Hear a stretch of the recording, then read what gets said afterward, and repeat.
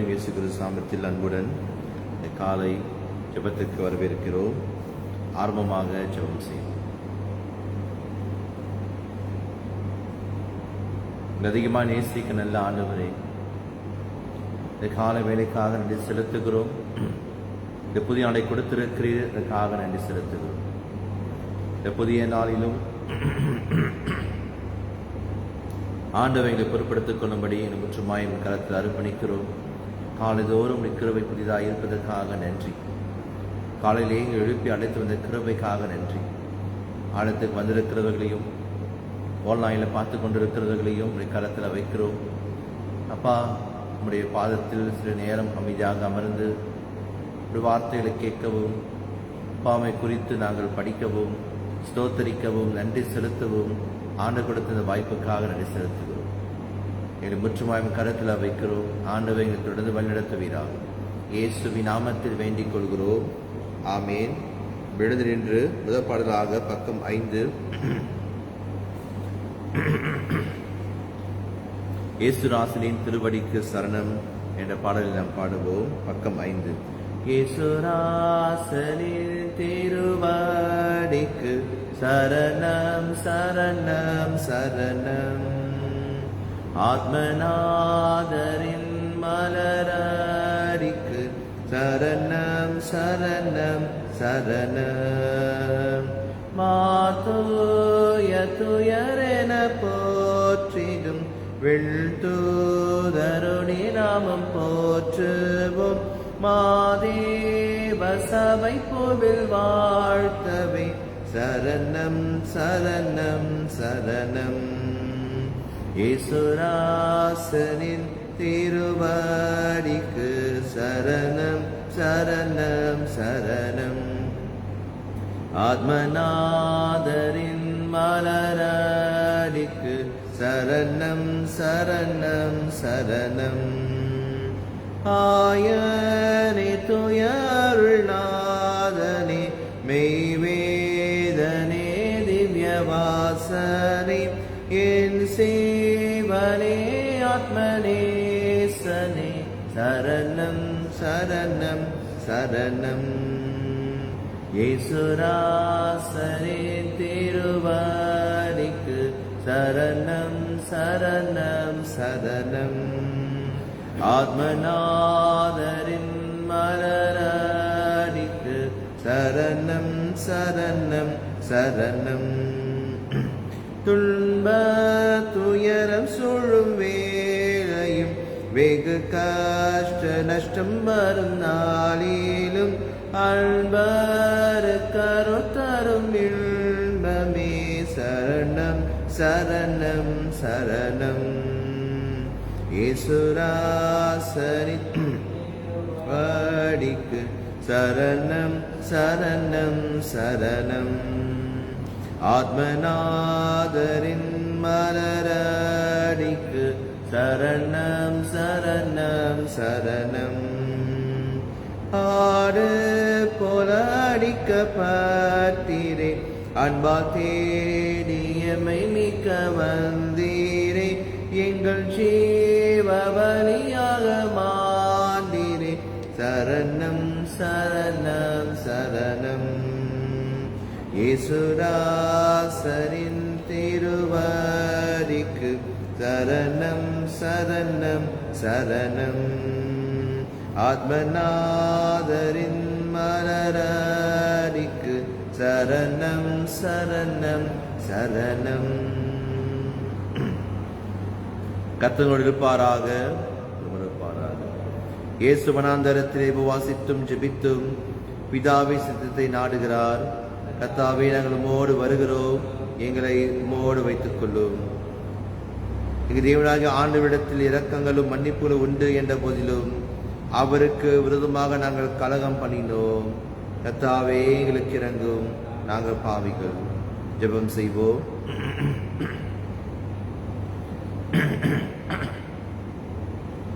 எல்லா இருதயங்களையும் எல்லா விருப்பங்களையும் எல்லா ரகசியம் அறிந்திருக்கிற சர்வவல்லமையுள்ள தேவனே, நாங்கள் தேவனிடத்தில் பரிபூரணமாய் அன்பு கூறவும் உமது பரிசுத்த நாமத்தை உத்தமமாக மகிமைப்படுத்தவும் எங்கள் கர்த்தராகிய இயேசு கிறிஸ்து நிமித்தம் உமது பரிசுத்த ஆவின் ஏவுதலால் எங்கள் இரத்தின் சிந்தனைகளை சுத்தம் பண்ணியருளோ. ஆமென். எந்த கால ஜெபம் செஞ்சவிப்போம். சர வல்லமுள்ள நித்திய பராபரனே, தேவரே சிருஷ்டவில் ஒன்றையும் பகையாதவரும் தங்கள் பாவ நிமித்த மனசாப்படுற யாவருக்கும் மன்னிக்கிறவருமாயிருக்கிறீர். எங்களுடைய பாவங்களை குறித்து நாங்கள் துக்கித்து புலம்பி எங்கள் நிர்பாக்கியத்தை அறிக்கையிட்டு சம்பூர்ண இரக்கமுள்ள தேவனிடத்தில் குறைவற்ற பாவ விமோசனத்தையும் மன்னிப்பையும் பெறத்தக்கதாக எங்களுக்குள்ளே நொறுகுண்ட புதிதான இருதயத்தை சிருஷ்டிக்க வேண்டும் என்று எங்கள் கர்த்தராகிய இயேசு கிறிஸ்து மூலமாய் வேண்டிக் கொள்கிறோம். ஆமென். வேத பாடம் முதலாவதாக சங்கீதம் 3ஆம் அதிகாரம் நாம் மாறி மாறி வாசிப்போம். சங்கீதம் 3, Psalm 3. நாம் மாறி மாறி வாசிப்போம். Psalm 3, சங்கீதம் 3 மாறி மாறி வாசிப்போம். கர்த்தாவே, என் சத்துருக்கள் எவ்வளவாய் பெருகிருக்கிறார்கள். எனக்கு விரோதமாய் எழும்புகிறவர்கள் அநேகர். இவ்விடத்தில் அவனுக்கு இரட்சிப்பு இல்லை என்று என் ஆத்துமாவை குறித்து சொல்லுகிறவர்கள் அநேகராய் இருக்கிறார்கள். ஆனாலும் கர்த்தாவே, நீர் என் கேடகமும் என் மகிமையும் என் தலையை உயர்த்துகிறமாய் இருக்கிறீர். நான் கர்த்தரை நோக்கி சத்தமிட்டு கூப்பிட்டேன். அவர் தம் பசுத்த பர்வத்திலிருந்து எனக்கு செவி கொடுத்தார். நான் படுத்து நித்திரை செய்தேன், விழித்துக் கொண்டேன். கர்த்தர் என்னை தாங்கினார். எனக்கு விரோதமாய் சுற்றிலும் படையெடுத்து வருகிற 10,000 பேருக்கும் நான் பயப்படேன். கர்த்தாவே, எழுந்தருளும். என் தேவனே, நிரட்சியும். நீர் என் பகைஞர் எல்லாரையும் தாளிலே அடித்து துர்மாக்களுடைய பற்களை தகர்த்து போட்டீர். இரட்சிப்பு கர்த்தருடையது. தேவனுடைய ஆசீர்வாதம் உடைய ஜனத்தின் மேல் இருப்பதாக. பிதாவுக்கும் குமாரனுக்கும் பரிசுத்த ஆவிக்கும் மகிமை உண்டாவதாக. ஆதிலும் இப்போதும் எப்போதுமான சதா காலம் மகிமை உண்டாவதாக. ஆமென். இரண்டாம் பண வாசி கேட்போம். எரேமியா 3ஆம் அதிகாரம் வசனம் 6 - 22 வரை.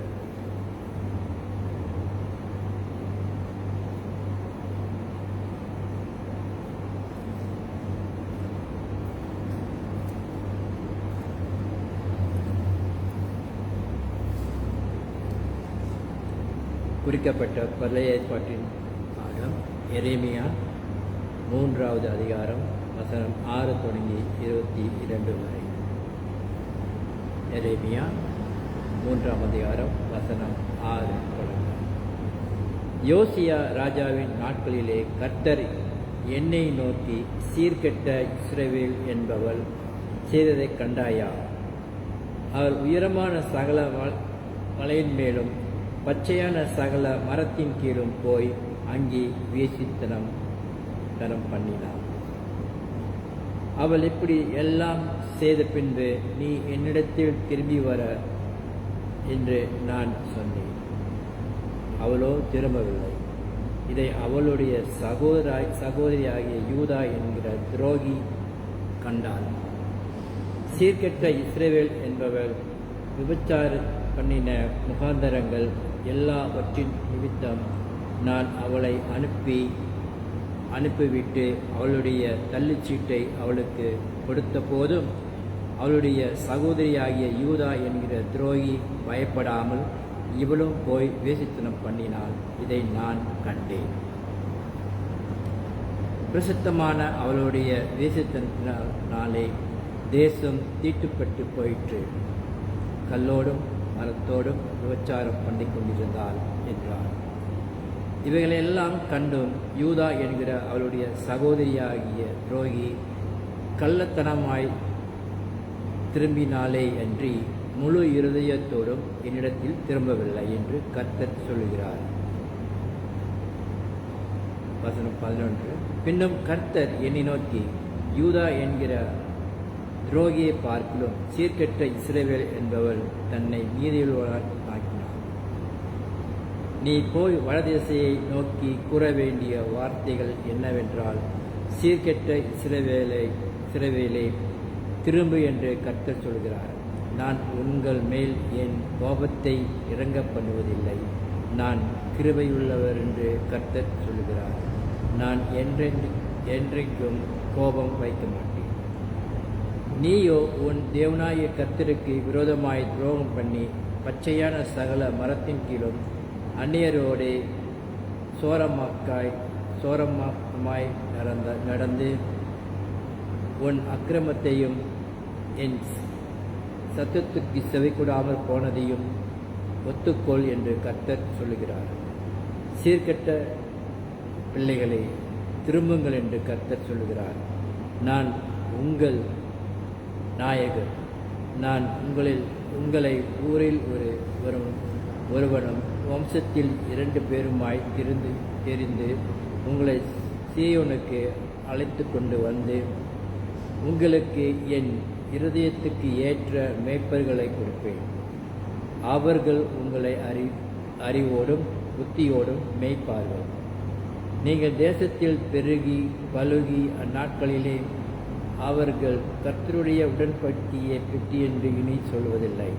அது அவர்கள் மனதில் எழும்புவதும் இல்லை. அது அவர்கள் நினைவில் வருவதும் இல்லை. அதை குறித்து விசாரிப்பதும் இல்லை. அது இனி செப்பனிப்படுவதால் இல்லை என்று கர்த்தர் சொல்லுவோம். வசனம் 17. அக்காலத்திலே எருசலேமை கர்த்தருடைய சிங்காசனம் என்பார்கள். சகல ஜாதியாரும் எருசலேமில் விளங்கிய கர்த்தருடைய நாமத்தின் நிமித்தம் அதனிடமாய் சேர்வார்கள். அவர்கள் இனி தங்கள் பொல்லாத இருதயத்தின் இச்சையின்படி நடவார்கள். அந்நாட்களிலே யூதா வம்சத்தார் இஸ்ரவேல் வம்சத்தாரோடு சேர்ந்து அவர்கள் ஏகமாய் வடதேசத்திலிருந்து புறப்பட்டு நான் தங்கள் பிதாக்களுக்கு சுதந்திரமாய் கொடுத்த தேசத்துக்கு வருவார்கள்.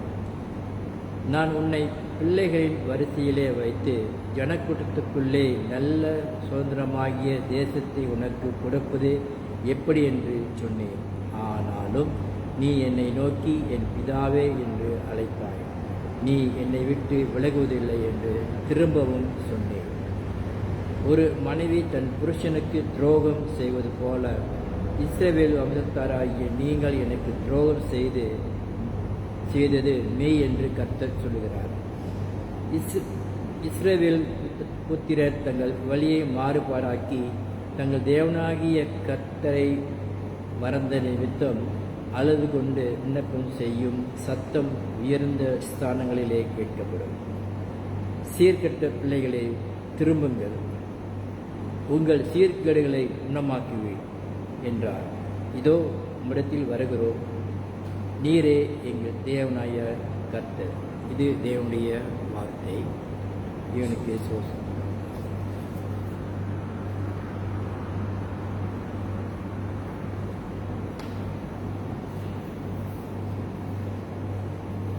அமைதியாக இருந்து வாசித்த பாடங்களை தியானித்து பார்ப்போம்.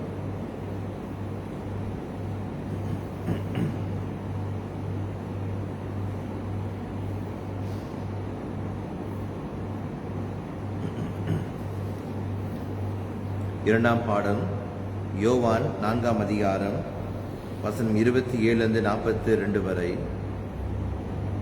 யோவான் 4ஆம் அதிகாரம் வசனங்கள் 27 42 வரை. John chapter 4 verses 27 to 42. John chapter 4 verse 27 to 42. அதருணத்தில் அவருடைய சீஷர்கள் வந்து அவர் ஸ்திரீயுடனே பேசுகிறதை பற்றி ஆச்சரியப்பட்டார்கள். ஆகிலும் என்ன தேடுகிறீர்கள் என்றாவது, ஏன் அவளுடனே பேசுகிறீர் என்றாவது ஒருவனும் கேட்கவில்லை. அப்பொழுது அந்த ஸ்திரீ தன் குடத்தை வைத்துவிட்டு ஊருக்குள்ளே போய் ஜனங்களை நோக்கி, நான் செய்த எல்லாவற்றையும் ஒரு மனுஷன் எனக்கு சொன்னார். அவரை வந்து பாருங்கள், அவர் கிறிஸ்துதானா என்றார். அப்பொழுது அவர்கள் ஊரில் இருந்து புறப்பட்டு அவரிடத்தில் வந்தார்கள். இப்படி நடக்கையில் சீஷர்கள் அவரை நோக்கி, ரபி, போஜனம் பண்ணும் என்று வேண்டிக் கொண்டார்கள். அதற்கு இயேசு, நான் புசிப்பதற்கு நீங்கள் அறியாத ஒரு போஜனம் எனக்கு உண்டு என்றார். அப்பொழுது சீஷர்கள் ஒருவரை ஒருவர் பார்த்து, யாராவது அவருக்கு போஜனம் கொண்டு வந்திருப்பானோ என்றார்கள். இயேசு அவர்களை நோக்கி, நான் என்னை அனுப்பினுடைய சித்தத்தின்படி செய்து அவருடைய கிரியையை முடிப்பதே என்னுடைய போஜனமாயிருக்கிறது. அறுப்பு காலம் வருகிறதற்கு இன்னும் 4 மாதம் செல்லும் என்று நீங்கள் சொல்லுகிறதில்லையா? இதோ வயல் நிலங்கள் இப்பொழுதே அறுப்புக்கு விளைந்திருக்கிறது என்று உங்கள் கண்களை ஏறெடுத்து பாருங்கள் என்று நான் உங்களுக்கு சொல்லுகிறேன். விதைக்கிறவனும் அறுக்கிறவனுமாய இருவரும் ஒருமித்து சந்தோஷப்படத்தக்கதாக அறுக்கிறவன் கூலியை வாங்கி நித்திய ஜீவனுக்காக பலனை சேர்த்துக் கொள்கிறான். விதைக்கிறவன் ஒருவன் அறுக்கிறவன் ஒருவன் என்கிற மெய்யான வழக்குச் சொல் இதனாலே விளங்குகிறது. நீங்கள் பிரயாசப்பட்டு பயிரிடாததை அறுக்க நான் உங்களை அனுப்பினேன். மற்றவர்கள் பிரயாசப்பட்டார்கள், அவர்களுடைய பிரயாசத்தின் பலனை நீங்கள் பெற்றீர்கள் என்றார். நான் செய்த எல்லாவற்றையும் எனக்கு சொன்னார் என்று சாட்சி சொன்ன அந்த இஸ்ரவேலுடைய வார்த்தை நிமித்தம் அந்த ஊரில் உள்ள சமாரியாவில் அநேகர் அவர் மேல் விசுவாசம் உள்ளவர் ஆனார்கள். சமாரியர் அவரிடத்தில் வந்து தங்களிடத்தில் தங்க வேண்டும் என்று அவரை வேண்டிக் கொண்டார்கள். அவர் 2 நாள் அங்கே தங்கினார். அப்பொழுது அவருடைய உபதேசத்து நிமித்தம் இன்னும் அநேகம் பேர் விசுவாசித்து அந்த ஸ்திரியை நோக்கி, உன் சொல் நிமித்தம் அல்ல, அவருடைய உபதேசத்தை நாங்களே கேட்டு அவர் மெய்யாய் கிறிஸ்துவாகிய உலக இரட்சகர் என்று அறிந்து விசுவாசிக்கிறோம் என்றார்கள். இது தேவனுடைய வார்த்தை. தேவனுக்கே ஸ்தோத்திரம் உண்டாவதாக. நாம் வாசித்த பாடத்திலிருந்து சில காரியங்களை நாம் பார்ப்போம். நீங்க வாசித்த பாடத்தில் நாம் 3 பாடங்களை நாம் படித்தோம். சங்கீதம் 3 இது ஒரு புலம்பல், ஒரு புலம்பலாக இருக்கிறது, ஒரு லெமெண்ட். ஒரு கஷ்டமான நேரத்தில் ஒருத்தர் ஆண்டவரை நோக்கி அவர் ஜெபிக்கிறார். ஒரு விரோதிகள் மத்தியில, துன்மார்க்கர் மத்தியில, அது மத்தியில் ஆண்டவர் அவரை பாதுகாத்துக் கொள்ள வேண்டும் என்று அவர் ஜெபிக்கதை பார்க்கிறோம். அது மட்டும் இல்லாமல் ஆண்டவர்கிட்ட உதவிக்காக அவர் ஜெபிக்கிறார். அந்த உதவி வரும் பொழுது ஒரு சந்தோஷ வாழ்க்கை வருகிறது என்று நாம் அங்க பார்க்கிறோம். எரேமியா 3ஆம் அதிகாரம், இந்த 2 நாட்கள் நம்ம அதிகமாக எரேமியா புத்தகத்தை படிக்கிறோம். ஏன் எரேமியா புத்தகத்தை படிக்கிறோம் என்றால், ஜனங்கள் சிறை இருப்புக்கு போகும் பொழுது எரேமியா தீர்க்கதரிசியாக அவர் சில வார்த்தைகளை சொல்கிறாரு. ஆண்டவர் சொல்வதை சொல்ல வேண்டும் என்ற ஒரு நோக்கத்தில் தான் எரேமியா வந்தார். எரேமியா பயந்தாரு, எப்படி ஆண்டவர் நான் சொல்ல போற வார்த்தையெல்லாம் அப்படின்னு. ஆனாலும் ஆண்டவர் சொன்னாரு, நீ சொல்லி தான் ஆகணும் அப்படின்னு சொல்லிட்டு, நான் வார்த்தையை வைப்பேன், நீ சொல்லு அப்படின்னு சொன்னாரு. நீங்க வாசித்தது பார்த்தீங்கன்னா, ஆண்டவர் எவ்வளவு கோபமா இருக்கிறாரு, எவ்வளவு வருத்தமா இருக்கிறாரு என்று நாம் பார்க்க முடிகிறது. இன்னைக்கு ஆண்டவர் இஸ்ரவேல் யூதாவை ஒரு மன திரும்புதலுக்கு அழைக்கிறாரு. அவன் பாவத்தை அறிக்கையிட்டு மனம் திரும்பணும் சொல்லிட்டு ஆண்டவர் எதிர்பார்க்கிறாரு. அவன் ஒத்துக்கொள்ளணும்னு அவர் விரும்புறாரு. பாவத்தை நீங்க ஒத்துக்கொள்ளுங்க, நீங்க எனக்கு சொல்லுங்க, நான் பாவம் செஞ்சுட்டேன், உங்களுக்கு விரோதமாய் நான் துரோகம் பண்ணிட்டேன், உங்களுக்கு விரோதமாய் நான் சீர்கெட்டு போயிட்டேன் அப்படி சொல்லிட்டு நீங்க சொல்லணும். ஆனா என்ன செய்யறாங்க அந்த ஜனங்கள்? அவங்க திரும்ப மாட்டுறாங்க.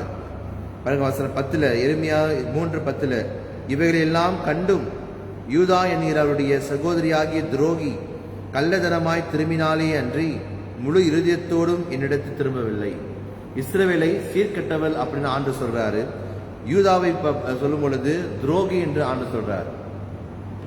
சீர்கெட்டவள் சொல்லும் பொழுது, அதாவது ஒரு மனைவி ஒரு கணவனுக்குள்ள உறவு அங்க சரியா இல்லை என்பதற்குரிய அர்த்தமா ஆண்டவர் சொல்றாரு. நான் உங்க நாயகர், நான் தான் உங்களோட புருஷன், நீங்க என் மனைவி. ஆனா எனக்கு விரோதமா நீங்க எனக்கு விரோதமாய் சீர்கெட்டு போயிட்டீங்க, எனக்கு விரோதமா நீங்க விபச்சாரம் பண்ணிட்டீங்க, நீங்க வேற தேவையை தேடி போயிட்டீங்க. அதான் ஆண்டவர் சொல்ல வர்றாரு. நீங்க என்னை விட்டு தூரம் போயிட்டீங்க, என் மேல விசுவாசமா இல்லை, நீங்க அன்ஃபெய்த்ஃபுல்னஸ். அப்ப என் மேல விசுவாசமா இல்லாமல் நீங்க என்ன பண்ணிட்டீங்க?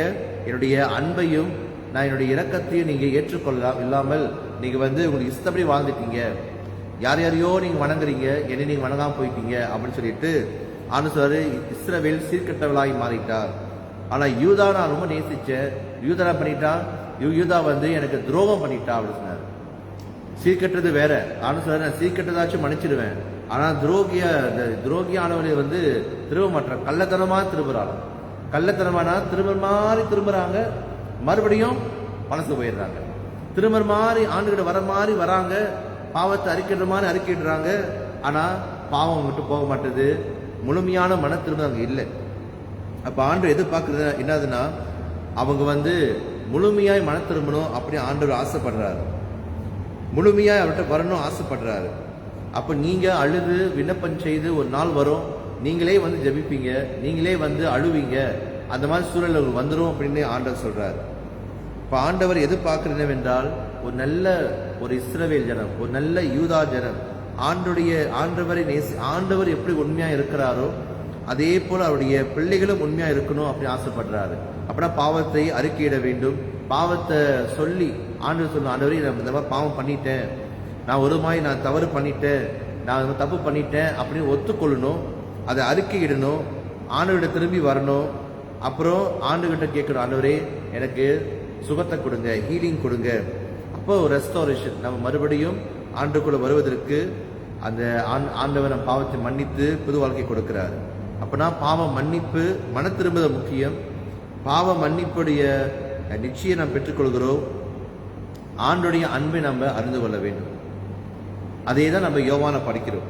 யோவான் 4ஆம் அதிகாரத்தில் இந்த சமாரியா பெண் இன்று இயேசுவை அறிந்து கொண்டால், இயேசுவை ஏற்றுக்கொண்டால், இயேசுவை பின்பற்றினால், அது மட்டும் இல்லாமல் மற்ற ஜனங்களையும் இயேசு கிட்ட அழைத்து வந்தாள்.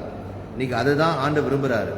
அவ பாருங்க, அவ ஒத்துக்கிட்டா. அவ என்ன ஒத்துக்கிறார் பாருங்க, யோவான் 4ஆம் அதிகாரத்தில்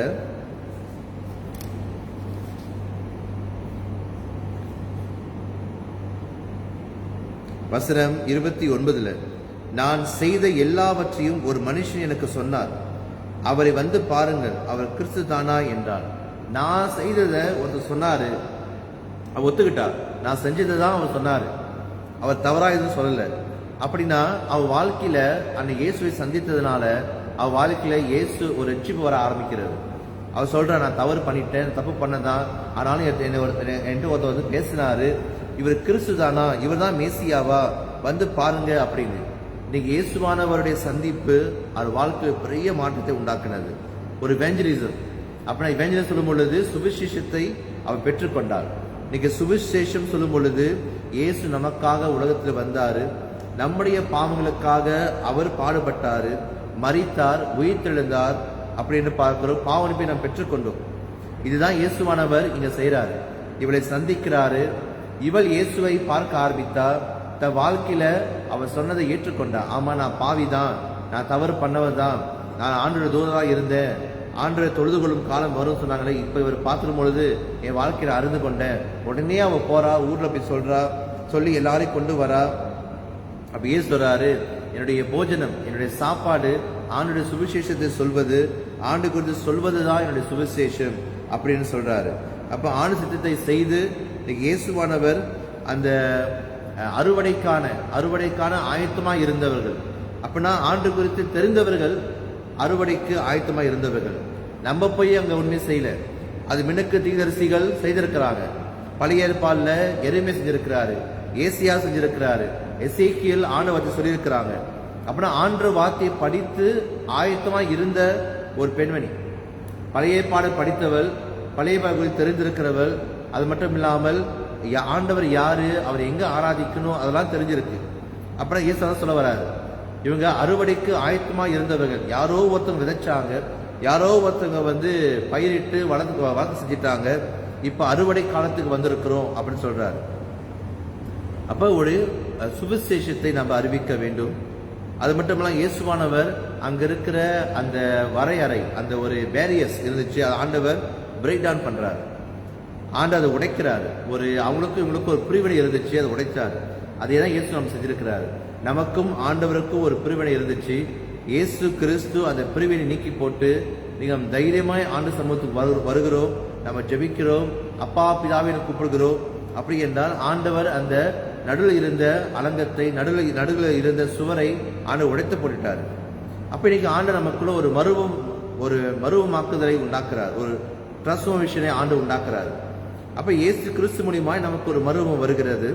அது மட்டும் இல்லாமல் முதல் உண்மையில்லாத மக்கள், இப்பொழுது பார்க்கிறோம் உண்மை உள்ள ஒரு மக்கள் அப்படி என்று ஆண்டவரின் கொடுக்கிற ஒரு படத்தை நாம் பார்க்கிறோம், அனாலஜியை பார்க்கிறோம்.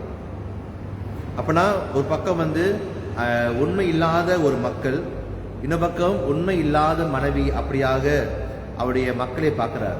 இன்னைக்கு நாம் எப்ப இயேசு ஏற்றுக்கொண்டோமோ, எப்ப ஆண்டவருக்குள் வந்தோமோ, இன்னைக்கு தேவன் தான் நமக்கு எல்லாமா இருக்கிறாரு, இயேசு நமக்கு எல்லாமா இருக்கிறாரு. தேவன் நம் தேவனுடைய பிள்ளைகளாக இருக்கிறோம். அப்படி என்றால் இன்னைக்கு ஆண்டவர் நம்மை பாவ மன்னிப்புக்கு, மன திரும்புதலுக்கு அழைக்கிறார். அவர்தான் ஜீவ தண்ணீர், அவர்தான் நம்மை நேசிக்கிற ஆண்டவர், நமக்காக மரித்து உயிர்த்தெழுந்த ஆண்டவர். அவரை பிடித்துக் கொள்வோம், நம் வாழ்க்கையை ஆராய்ந்து பார்ப்போம். இந்த கேள்வி நீங்க கேட்டு பாருங்க, ஆண்டவருக்கும் உங்களுக்குள்ள உறவு எப்படிப்பட்டதா இருக்கிறது? மன திரும்புங்கள் அல்லது ஆண்டவருடைய திரும்புங்கள் என்று சொல்லும் பொழுது நம் வாழ்க்கையில எந்த இடங்களில் நம்ம மன திரும்பாமல் இருக்கிறோம், எந்த இடத்தில் நாம் மன திரும்ப வேண்டும் என்று ஆண்டு விரும்புகிறார் என்று நம்மை ஆராய்ந்து பார்ப்போம். அல்லது ஆண்டவருடைய மன திரும்பாமல் இருக்கிற சுவர்கள், ஏதாச்சும் ஒரு பேரியர்ஸ் இருக்கிற வாழ்க்கையில, என்னென்ன பேரியர்ஸ், என்னென்ன வாழ்க்கையில் நமக்கு தடங்களாக, ஒரு தடைக்கல்லாக, சுவராக இருந்து ஆண்டுகள் சேர முடியாமல், முழுமையாய் ஆண்டுடைய மன்னிப்பை பெற்றுக்கொள்ளாமல் நம் வாழ்க்கையில எந்தெந்த இடங்கள்ல நம்ம இன்னும் தவறுகிறோம், இன்னும் ஆண்டு பிரியமலக்காரம் செய்கிறோம் என்று நம் வாழ்க்கையை ஆராய்ந்து பார்ப்போம். ஜெபம் செய்வோம். எங்களை நேசிக்க நல்ல ஆண்டவரே, நீர் எங்களுக்காகவே உலகத்தில் வந்தீர். எங்களை பாவங்கள் கழுவ, நாங்கள் பாவமன்னிப்பை பெற்றுக்கொள்ள நீர் மரித்து உயிர்த்தெழுந்தீர். மீண்டும் வரப்போகிறீர். நீர் வரும் பொழுது நாங்கள் உமக்கு ஏற்ற பிள்ளைகளாய் ஜீவிக்க, உம்மை பின்பற்றவர்களாய் எப்பொழுதும் இருக்க வழிநடத்துவீராக. அப்பா, உம்முடைய மரணத்தை, உம்முடைய உயிர்த்தெழுதலை நாங்கள் அதிகமாக அறிந்து கொண்டு எங்களுடைய பாவ வாழ்க்கையை நாங்கள் விட்டு மன திரும்ப ஆண்டவர் எங்களை வழிநடத்துமாறு ஜெபிக்கிறோம். பாவத்தை கண்டித்து உணர்த்தும் பரிசுத்த ஆவியானவர் எங்கள் வாழ்க்கையில் கிரியேட் செய்ய ஜெபிக்கிறோம். நாங்கள் முழுமையாய் மன திரும்பி எங்கள் முழு மனதையும் உமக்கு அர்ப்பணித்து உமக்கென்று வாழ்கிற பிள்ளைகளாய் வழிநடத்தும்படி இயேசுவின் நாமத்தில் வேண்டிக் கொள்கிறோம். ஆமேன், ஆமேன்.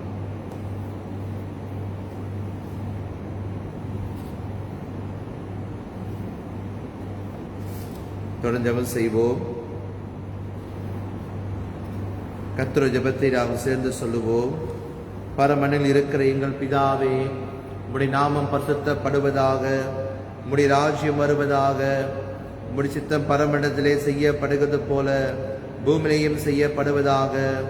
அண்ணனுள்ள எங்கள் அப்பத்தை எங்களுக்கு இன்று தாரும். எங்களுக்கு விரோதமாய் குற்றம் செய்கிறவர்களுக்கு நாங்கள் மன்னிக்கிறது போல எங்கள் குற்றங்களை எங்களுக்கு மன்னியும். எங்களை சோதனைக்குள் பிரவேசிக்க பண்ணாமல் தீவினின்று எங்களை ரட்சித்துக் கொள்ளும். ராஜ்யமும் வல்லமையும் மகிமையும் என்றென்றைக்கும் உடையவைகளே. ஆமேன். தேவனுடைய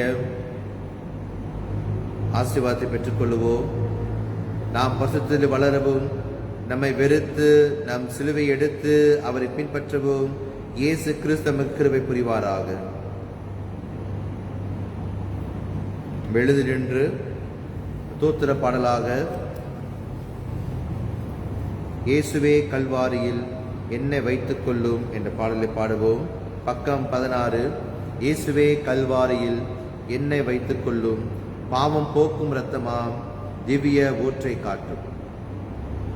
இயேசுவே கல்வாரியில் என்னை வைத்துக் கொள்ளும், பாவம் போக்கும் இரத்தமாம் திவ்ய ஊற்றை காட்டும்.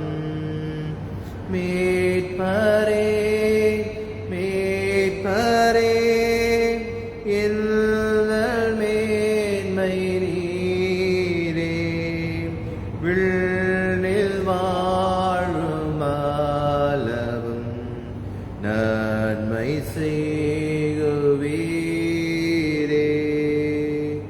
பாவியேன் கல்வாரியில் ரட்சிப்பை பெற்றேனே, ஞான ஜோதி தோன்றவும்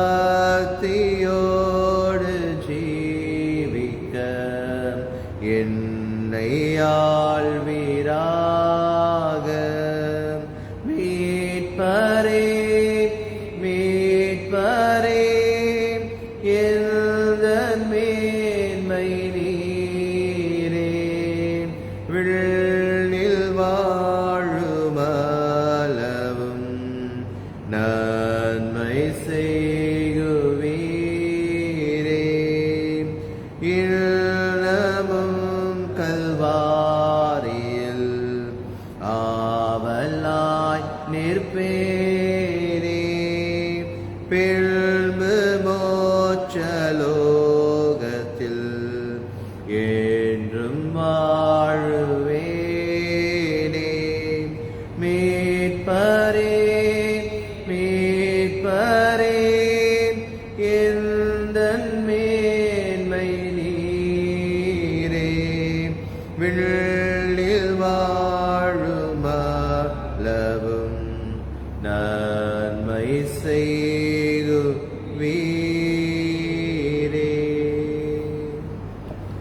ஜெபம் செய்வோம். அதிகமாக நேசிக்க நல்ல ஆண்டவரே, இந்த கால வேளையில ஆண்டை அழைத்து வந்த கிருபைக்காக நன்றி.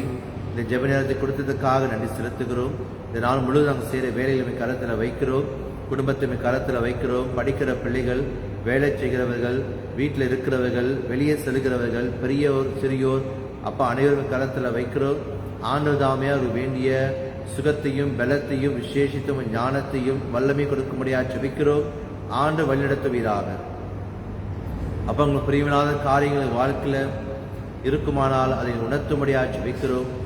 கண்டித்து உணர்த்தும்படியாக ஜெபிக்கிறோம். என் வாக்கை நாங்கள் சரிபடுத்தி அப்பா நாங்கள் உமக்கு ஏற்ற பிள்ளைகளாக, உமக்கு ஏற்றவர்களாக நாங்கள் ஜீவிக்க வழிநடத்துவீராக. இது வரப்போகிறீர். பாவனுடைய வருகையில் நாங்கள் உமக்கு எதிர்கொண்டு செல்ல, உம்மை சந்திக்க எங்களை ஆயத்தப்படுத்தும்படி நாங்கள் ஜெபிக்கிறோம்.